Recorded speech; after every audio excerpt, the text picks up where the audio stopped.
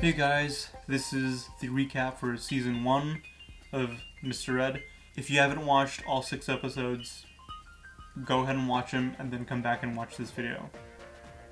I wouldn't want to spoil anything for you. So in this video, I'll be talking about Season 1 and just kind of going over some of the things that you don't know about Mr. Ed. Particularly how we made it and how it came up and how we came up with the idea.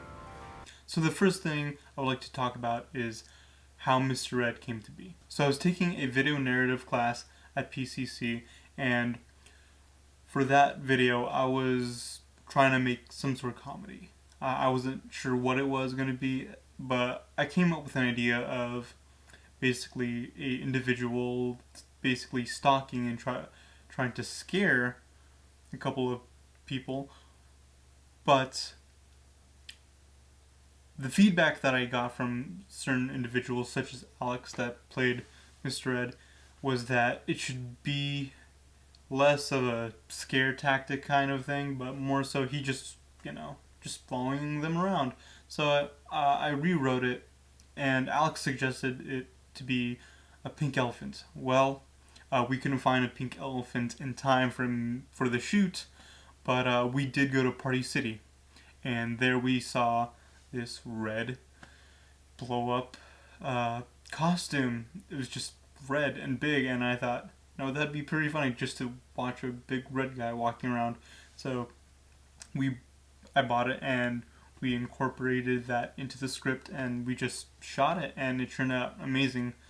The first episode was probably one of my favorite shoots because of all of the support that was there, and everyone that was there really gave their best effort to do what needed to get done.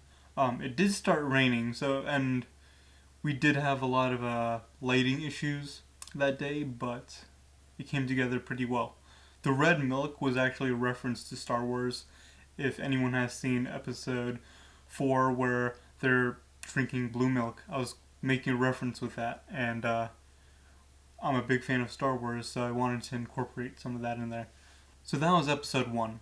So episode 2 was actually just sort of something that I came up with on the spot because people were saying they wanted to see another video, and so I just kind of sat down and started writing something up. And at that time I was writing it, there was a big lottery thing going on, so I incorporated that into the script about the lottery, and that turned out pretty well, even though I didn't have as much help on that set because I was trying to do a billion different things at once. I was trying to direct, camera operate, and do sound, and so that was really, really stressful for me because half the time I forgot to refocus the camera, and I was just not able to compensate all the things that were going on. But it was a fun shoot. The ice cream truck did show up, which was interesting. We had a lot of interesting stares from the neighbors, so that was fun. So Iggy and Alex were actually talking about. So the reason why the friend zone was added on with episode 2 is because Iggy and Alex were just talking about it, and they just thought, it would be a good theme, and a good title for the series. And I thought, yeah, that kind of works because Mr. Red wants to be a friend. He's not in the friend zone. That's the funny thing. He's not in the friend zone yet, and so he's trying to get in. He's trying to be friends with people because he's an alien. He is a Martian from outer space, and he has no friends on Earth, and so he's just trying to become friends with people. So that definitely works as a title for the series. So episode 3, the character of BJ was introduced, and it was not my idea. It was actually Serge's idea, who played BJ, and so Serge's idea was to have him in a BJ suit from Barney, the dinosaur character.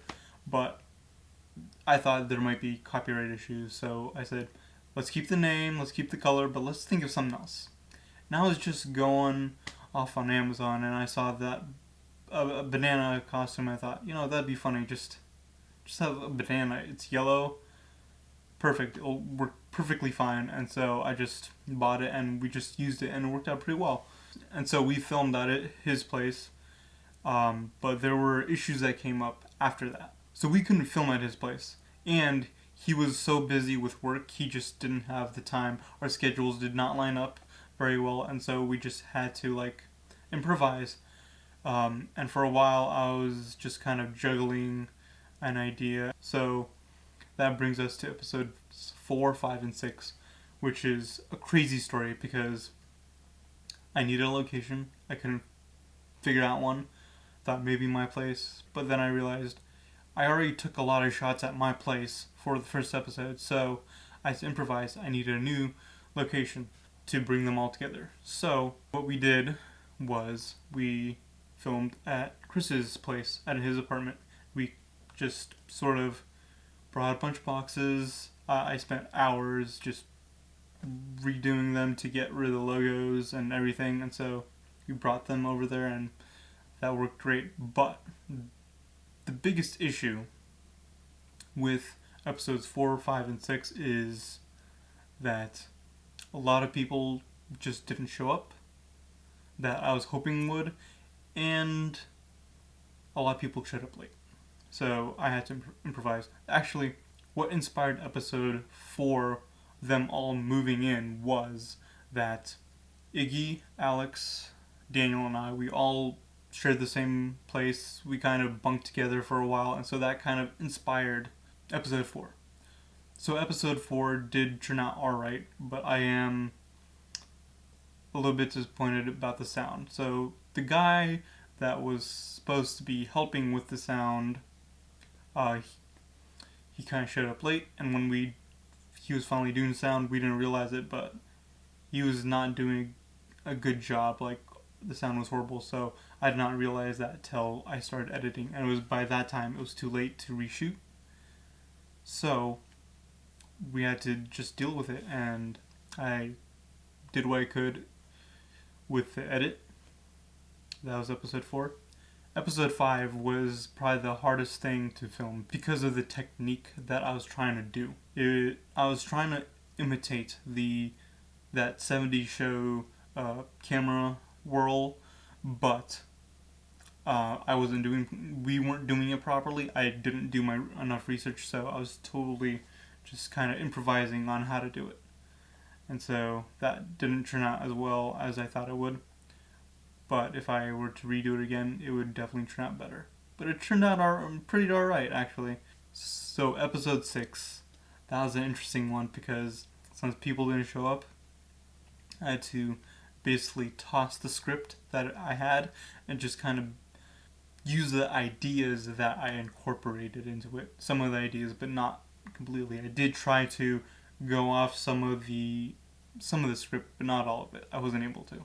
The reason why I killed off Francis is because Daniel no longer wanted to act for the series. He didn't want to do any more acting, and so I had to let him go somehow, and this was the best way to go, I thought, considering it's a Hollywood death, classic Hollywood death, and I think it went pretty well. It could have been worse, but as cheesy as it is, I think it looks not too bad with the stylized edit that I did. So that was season 1. Let's talk about season 2. I do have some plans for season 2.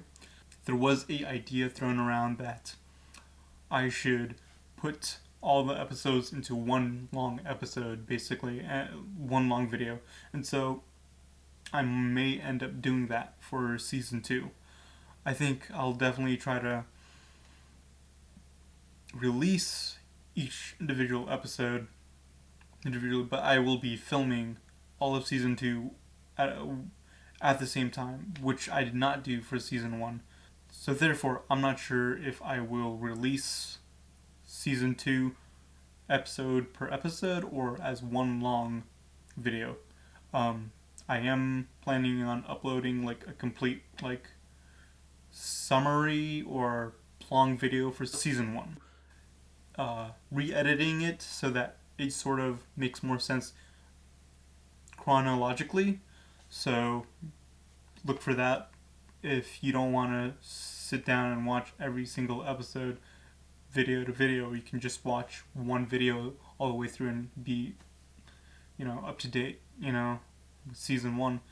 But for season 2, I do believe that I may end up just releasing one video for season 2, because it'll definitely be easier for you guys, I think, to watch.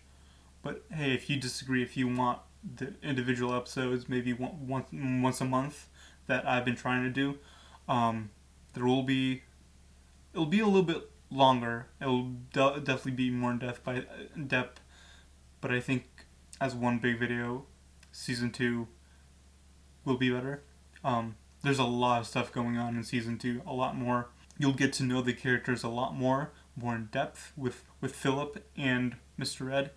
And there may be a comeback for Francis in one episode as just briefly, because hey, we love the guy, we love Francis, and therefore we're gonna bring him back, maybe for one episode. I won't tell you what's going on with that episode, but do expect a lot of interesting things for season 2. I'm gonna try to back away a little bit from the comedy, because I didn't go into filmmaking to make comedy. Mr. Ed just happened to be a comedy, but I definitely want to keep some of that there all throughout, but loosen up a little bit, like with episode 6. But I do want to emphasize more of a relationship between the characters and the audience, and I think that's what's gonna really make it better. Loosen up a little bit on the comedy, but definitely make it more in depth and definitely more relatable for the audience. And I think a lot of different issues that are going to come up, and they're just going to be blown away. I think it may be, some ways, may bring up some topics of discussion, I hope. The schedule is going to look like this. For the spring, I'm going to try to film season 2 of Mr. Ed, and in the summer or in the fall, depending when I get to film season 2, will determine when season 2 will be released, either summer or fall. I hope I haven't dragged it on too long. I hope you enjoyed. Thanks for watching. Don't forget to subscribe and tune in. I am working on that full-length documentary of TriMet, so if you're still waiting for that, I am working on it. I will upload it as soon as possible.